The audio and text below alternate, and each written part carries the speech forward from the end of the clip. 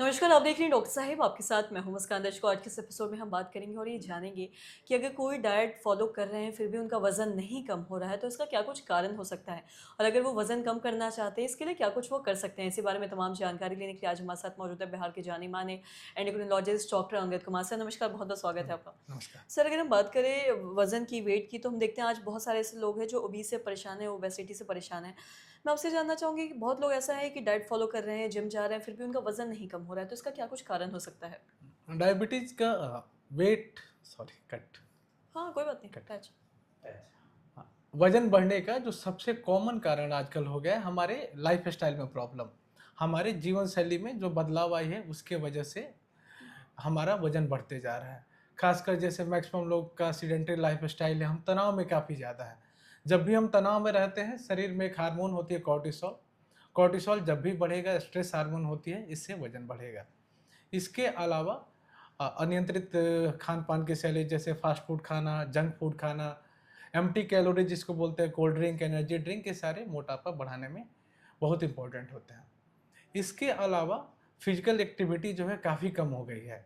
जो American heart association है, American diabetes association है, सबका कहना है कि एक नॉर्मल मनुष्य को दिन में कम से कम 30 से 45 मिनट टहलना चाहिए।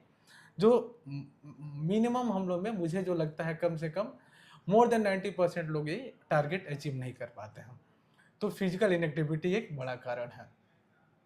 इसके अलावा कुछ हार्मोन्स की वजह से भी कमी या ज़्यादा होने से भी मोटापा हो सकता है। एक हार्मोन है थायराइड, अगर थायराइड की कमी होती है हाइपोथायराइड, उससे मोटापा हो सकता है।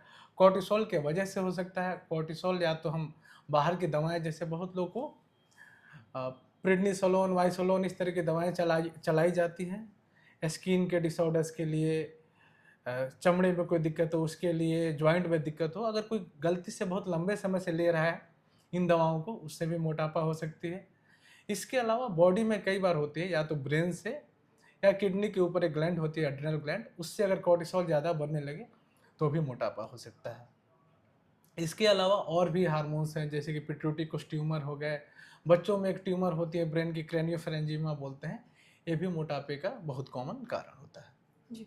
और साथ ही अगर हम मोटापे की बात करें तो हम देखते हैं बहुत ऐसे लोग हैं जो मोटापा कम करने के लिए अलग-अलग मेडिसिन्स भी खा रहे हैं, आजकल केमिस्ट के पास जाते हैं और ऐसे बहुत सारे चाहे हम मोटापा बढ़ाने की भी अगर बात करें तो बॉडी गेन के लिए बहुत सारे ऐसे कुछ मास्क पाउडर वगैरह आते हैं, तो ये सब इस्तेमाल करने से क्या कुछ हानि हो सकता है लोगों में? हाँ, कोशिश करनी चाहिए इन चीज़ों के इस्तेमाल से बचा जाना चाहिए, क्योंकि बहुत बार इनमें जो कंटेंट होते हैं वो वेरीफाइड नहीं होते हैं।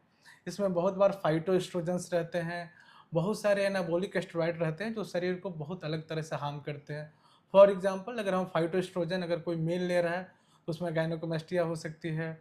उसके अलावा सेक्सुअल जो कैपेबिलिटी होती है, सेक्सुअल डिस्फंक्शन हो सकता है।